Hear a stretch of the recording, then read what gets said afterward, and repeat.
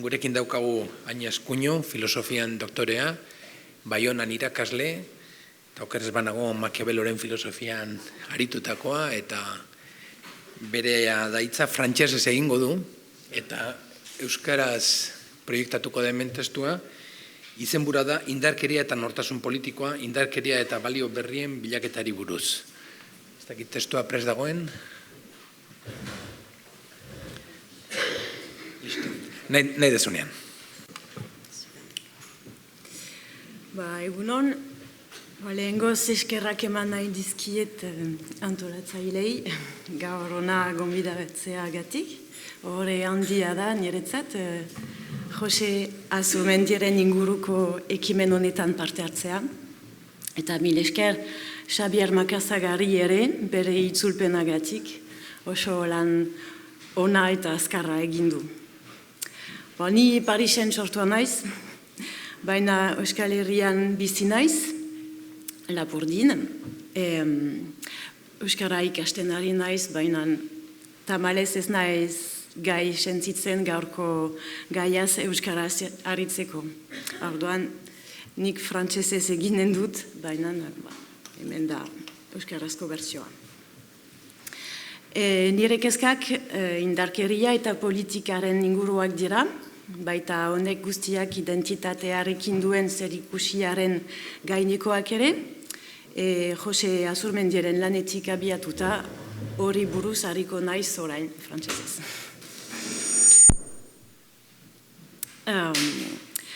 Je ne suis pas venue pour la paix, mais pour la victoire, aurait dit Scipion l'Africain à Hannibal à la bataille de Sama. Et en effet, il y a deux façons de terminer une guerre, soit écraser l'ennemi, ou bien trouver avec lui les moyens de résoudre le conflit. En somme, il y a deux façons de considérer, de penser celui qu'on affronte comme un ennemi ou comme un adversaire. Et donc deux façons aussi d'envisager l'issue, nier l'altérité de l'autre via l'imposition par la force d'une identité hégémonique, ou bien construire une identité partagée. Alors, si l'idée d'une identité politique imposée est irrecevable, celle d'une identité hétérogène n'est-elle pas contradictoire? Et au fond, c'est la question qu'Azurmendi pose dans Indarkeria eta balore berrien bilaketa, à savoir l'idée d'un pacifisme multiculturaliste et consensuel ne dissimule-t-elle pas toujours en réalité une hégémonie qui ne veut pas dire son nom, et dès lors, quelle autre valeur trouver pour définir une identité politique qu'une certaine violence, comprise a minima comme principe d'individuation. La fondation de l'identité n'est-elle pas, en effet, par essence conflictuelle, puisqu'elle revient en définitive à l'affirmation radicale d'un « nous » par opposition à un « eux ». Mais alors, la défense d'une identité culturelle ou politique justifie-t-elle en retour la violence ? Dépasser le relativisme culturel sans pour autant tomber dans l'apologie de la violence, mais sans renoncer non plus à la volonté de puissance en quoi consiste nécessairement toute affirmation d'un nous autres politique, telle est la voie étroite que José Azurmendi emprunte dans son ouvrage et qui est le point de départ de cette réflexion. La démocratie libérale, comme cela se voit par exemple chez Jürgen Habermas, se fonde dans l'idée d'une substitution du conflit par le dialogue et repose sur le postulat que la délibération possède le pouvoir de dissoudre les oppositions dans une compréhension partagée de la vérité. Mais si cette position est déjà difficilement tenable en science, elle devient contre-productive en politique, et ce n'est pas se perdre dans le relativisme que d'affirmer que des intérêts irréconciliables puissent donner des visions du monde concurrentes et définitivement incompatibles. En tant qu'échec du politique, la violence serait fondamentalement mauvaise, donc, et à proscrire en tant que fin en soi. Mais cela signifie-t-il que son usage comme moyen d'affirmation d'une identité soit à bannir, au moins comme objet d'étude? En excluant le phénomène de la violence de nos réflexions, sous le prétexte qu'elle constitue la part maudite du politique, ne se prive-t-on pas du même coup des moyens de la comprendre et donc de la circonscrire, voire de la dépasser? Et comme dit Azurmendi, violentzia razionalago baten bila izan edo bake razionalago baten bila hobe. Alors, n'avons-nous le choix qu'entre la violence et le consensus, entre l'affirmation essentiellement polémique de l'identité ou son abandon? Bref, la démocratie ne nous laisse-t-elle qu'une alternative entre deux voies sans issue? J'envisagerai donc d'abord la violence comme essence de l'identité politique, le nous contre le eux. Rien ne se réalise sans se réaliser comme être déterminé, écrivait Feuerbach. On pourrait en effet affirmer que toute identité naît d'une première violence ontologique, celle qui exclut tout autre de la définition du même et laisse l'identique seul avec lui-même sur fond d'altérité. Appliqué à la politique, ce principe d'individuation joue à plein. Le mythe de la création de Rome, par exemple, montre comment Romulus tue son frère sur le tracé des fondations de la ville en une double séparation. Celle des jumeaux, dont il ne peut rester qu'un seul pour gouverner, et celle du dedans et du dehors de la ville. Mais si le mythe romain insiste sur la violence de ces divisions, sur le meurtre sanglant qui préside à la création de Rome, ce n'est pas tant pour condamner l'horreur du fratricide que pour rappeler que rien ne naît sans séparation ni délimitation, et que cette définition violente de l'espace politique est constitutive de son existence. Ainsi, n'existerait que ce qui s'affirmerait comme égaux au prix d'une scission avec tout le reste. L'identité est une violence faite au commun, dans la mesure où elle doit, pour exister, créer de la différence et de la délimitation. La conception nietzschéenne de la vie comme volonté de puissance pourrait d'ailleurs venir alimenter la définition d'une identité politique comme essentiellement conflictuelle et violente. Ce que recherche toute vie, c'est le triomphe sur la résistance, quel qu'en soit le prix par ailleurs en termes de plaisir ou de déplaisir. C'est bien la victoire, et non pas la paix, que veut la volonté de puissance. Ignorer cela, pour Nietzsche, c'est sombrer dans la médiocrité mortifère du nihilisme fatigué, que constituent pour lui les idéologies idéalistes, qu'elles soient religieuses ou philosophiques. Je cite Nietzsche dans La volonté de puissance, paragraphe 303, qui écrit « Les épuisés veulent le repos, le délassement, la paix, la tranquillité. C'est le bonheur des religions et des philosophies nihilistes. Les riches et les vivants veulent la victoire, les adversaires surmontés, l'extension du sentiment de puissance sur des domaines nouveaux. » Cependant, aller jusqu'au bout de cette conception nous conduit à sa formulation la plus brutale par Carl Schmitt dans La notion de politique. La distinction spécifique du politique, écrit Carl Schmitt, à laquelle peuvent se ramener les actes et les mobiles politiques, c'est la discrimination de l'ami et de l'ennemi. Schmitt voit dans cette bipartition un critère autonome du politique, indépendant de toute autre considération, bien et mal, beau et laid, utile et nuisible, etc. L'ennemi politique, explique-t-il, n'est pas nécessairement mauvais, il se peut même qu'il soit un partenaire économique intéressant, mais il est l'autre, l'étranger, défini comme tel par une communauté qui voit en lui la négation de sa propre forme d'existence et est en droit de décider de le détruire. Cette définition absolument arbitraire de l'ennemi est la marque même, selon Schmitt, de l'autonomie intrinsèque du politique. De même que la négation de l'existence de l'ennemi est la seule façon de préserver l'identité de l'État, le mode propre, conforme à son être, selon lequel il vit, écrit Schmitt. De plus, il ne s'agit pas seulement d'une définition personnelle de l'ennemi. Ce n'est pas le rival personnel, privé, que l'on hait et pour qui on ressent de l'antipathie. Schmitt oppose l'inimicus à l'hostis, c'est-à-dire l'adversaire privé, à l'ennemi politique, qui est forcément une communauté et non pas des individus. L'ennemi ne saurait être qu'un ennemi public, écrit-il. C'est donc à la guerre que nous conduit directement la définition schmittienne de l'identité politique. En effet, affirme-t-il, l'antagonisme politique n'est pas la lutte intellectuelle du débat, ni la lutte symbolique de la vie quotidienne de chaque homme, c'est la guerre, comme fait réel, comme possibilité de provoquer la mort physique d'un homme, dit-il.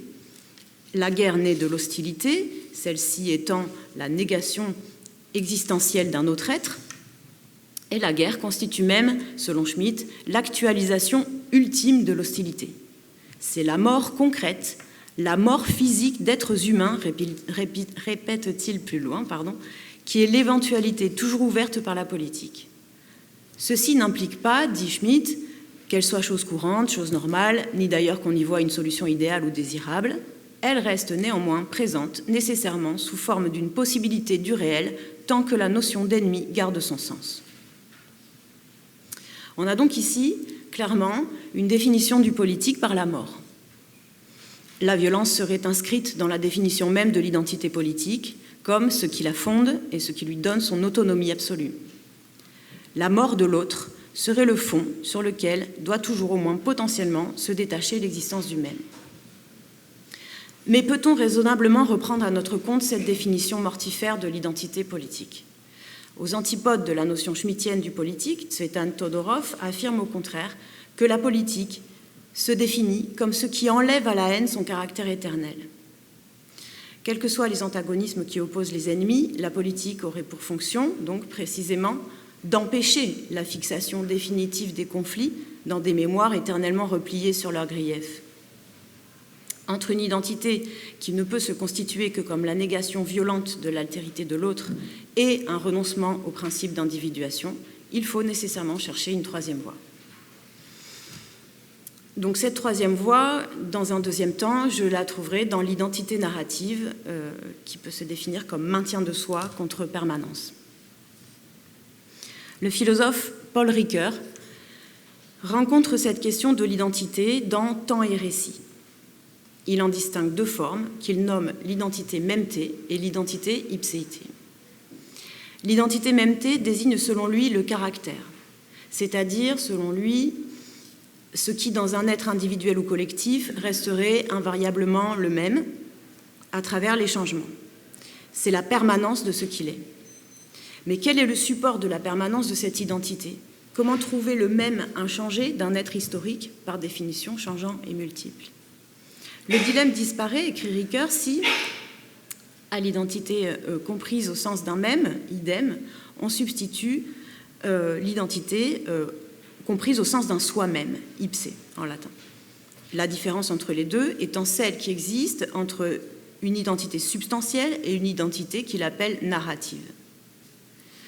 À la différence de l'identité abstraite et homogène du même, l'identité narrative du soi-même se constitue dans un récit de soi qui contient une part d'altérité dans la mesure où la nature temporelle du sujet implique le changement au lieu de l'exclure. Ce qui va assurer sa cohésion, ce sont les catégories de la narration, c'est-à-dire la logique que le sujet introduit lui-même dans ses actes lorsqu'il se les raconte. Cette mise en récit de soi, à travers l'historiographie, mais aussi la littérature, le théâtre et la poésie, et même à travers tous ces discours que sont aussi les débats publics et les prises de position politiques, peut inclure, dit Ricoeur, le changement, la mutabilité dans la cohésion. Le sujet se trouve alors être à la fois l'écrivain et le lecteur de sa propre vie, sans cesse reconfiguré, revu, réinterprété. L'histoire d'une vie, écrit Ricoeur, ne cesse d'être refigurée par toutes les histoires véridiques ou fictives qu'un sujet se raconte sur lui-même. Comme dans une psychanalyse, à laquelle Ricoeur se réfère d'ailleurs plus loin, explicitement, l'existence d'un être prend sens à même le récit qu'il en fait, récit qui n'est pas donné d'emblée par les événements, mais qui est toujours le fruit d'une interprétation rétrospective. À la permanence de l'identité substantielle, Ricoeur oppose la persévérance de l'identité ipséité. L'identité narrative est dynamique. Il la définit comme maintien de soi ou constance à soi. Il s'agit de soutenir, de défendre le sens d'une identité plutôt que sa matérialité, étant entendu que cette identité est mouvante, que c'est un tissu d'histoire racontée, et non pas une essence ou l'esprit unique d'un peuple naturalisé dans un sang ou dans un sol. C'est précisément la tâche du récit, en l'occurrence celui du politique et de l'historien, que de donner un sens au cours des événements, sens dans lequel la communauté puisse se reconnaître dans sa multiplicité et ses contradictions. Individus et communautés se constituent dans leur identité en recevant de tels récits qui deviennent, écrit Ricoeur, qui deviennent pour l'un comme pour l'autre leur histoire effective. En somme, l'identité doit être conçue comme un processus herméneutique et non pas comme un donné objectif. Alors sans doute, l'identité narrative, dans son inextricable écheveau d'histoire racontée, est-elle moins confortable intellectuellement qu'une identité stable ou essentielle. Mais contrairement à cette dernière, qui me dispenserait de réfléchir et n'attendrait de moi qu'une conformité à des valeurs absolues, l'identité narrative me convoque comme sujet de l'action, ce qui fait de la responsabilité éthique le facteur suprême de l'ipséité, comme l'écrit Ricoeur. Pour cette raison, le soi même de l'identité ipséité est celui de la responsabilité. Dire « c'est moi-même qui ai fait ceci ou cela » ou « c'est nous-mêmes en tant que peuple qui voulons cela », « we the people », comme dit le préambule de la Constitution américaine de 1787, voilà en quoi consiste en définitive l'unité de l'identité narrative. Le récit fait par le sujet le place ipso facto dans une position d'imputabilité. Il atteste que le sujet est à l'initiative de sa parole et de ses actes. Il le désigne comme origine et comptable de son action. L'identité narrative affirme donc bien la souveraineté d'un sujet, qu'il s'agisse de l'histoire d'un individu ou de celle d'un peuple. Penser politiquement une telle identité dynamique, c'est donc échapper à l'alternative fatale entre la négation de l'autre ou sa dilution en lui. C'est dépasser une conception apollonienne de l'identité, pour reprendre des catégories nietzschéennes, dans laquelle la définition ne pouvait se faire que par la pureté de la ligne qui distingue le même de l'autre, le nous-autres du eux. Nous avons besoin, écrit Azurmendi, d'une nouvelle attitude, ederra sentitzeko diferentzia, guztiaren erlatibismoa, askatasun ororen espazioa. Notre cohésion tient précisément à notre capacité à assumer le différent et le nouveau, à tisser le même avec l'autre.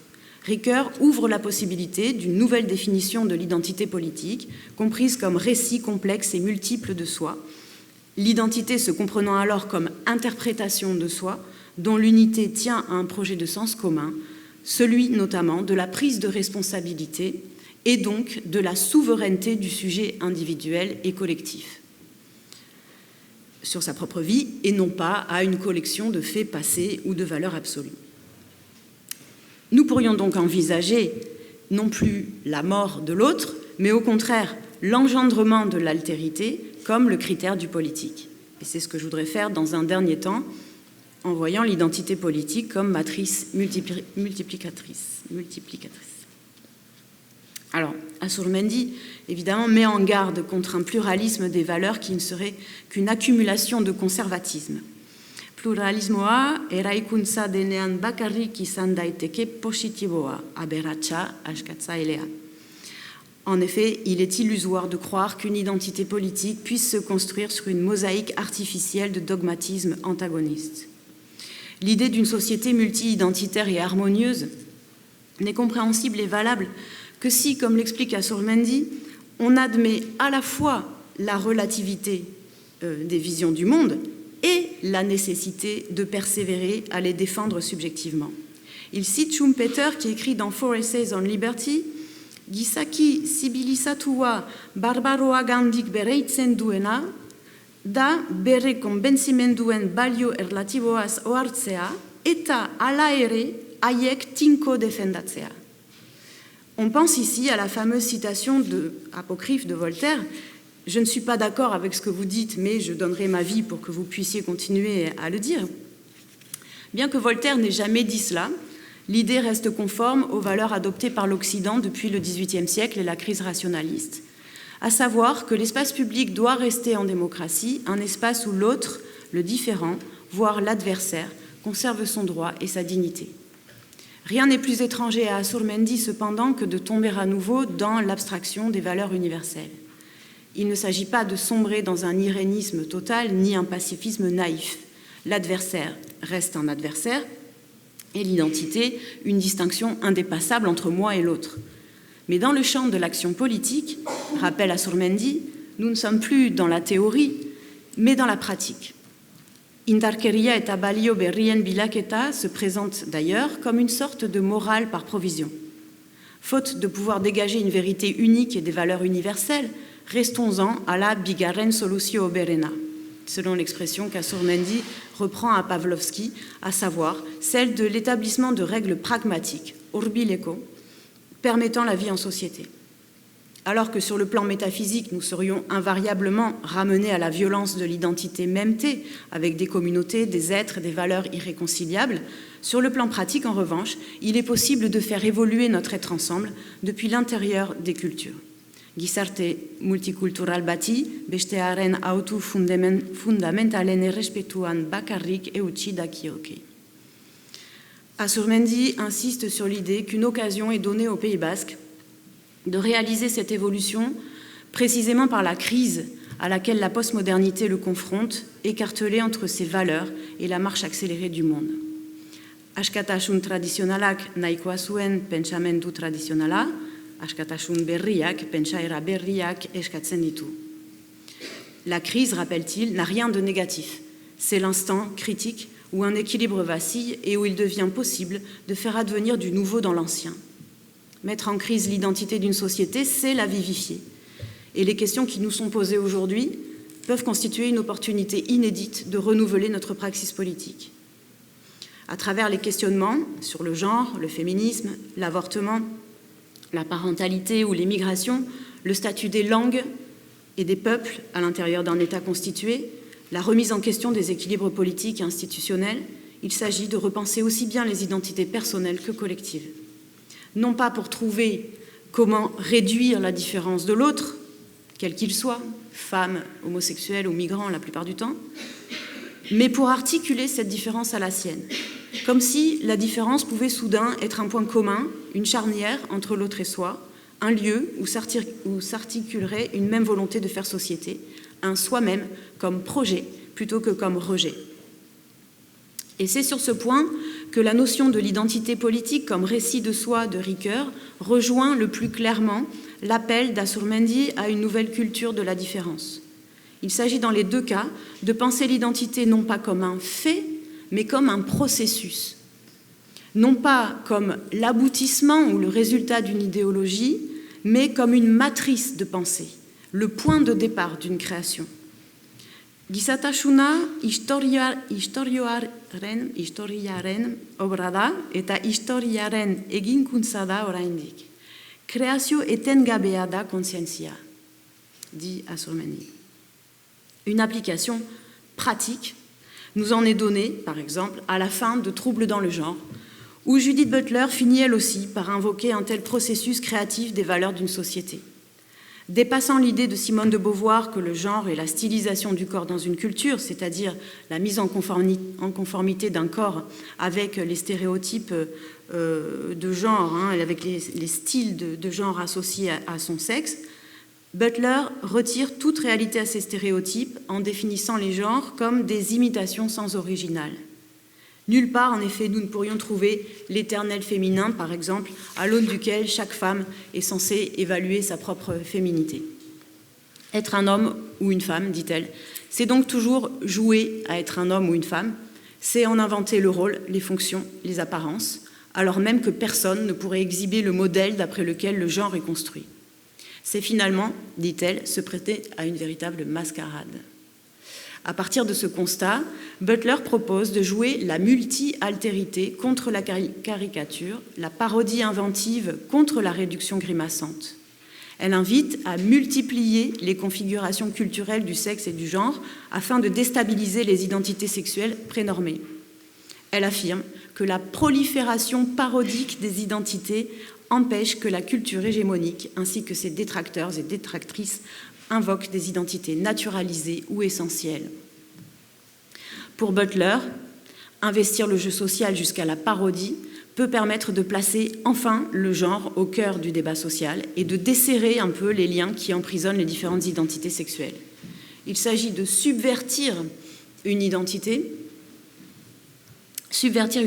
de genre fossilisée par la surabondance et la mutabilité des possibilités d'identification, et ainsi d'ouvrir les horizons nouveaux dont la société a besoin.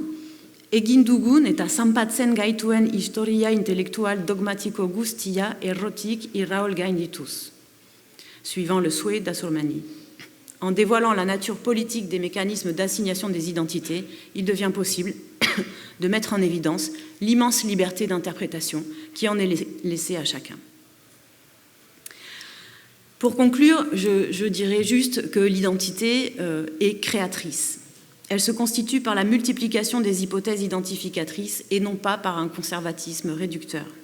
Définir l'identité par la violence, par le conflit, ne peut s'entendre que philosophiquement au sens du principe d'individuation qu'elle suppose nécessairement.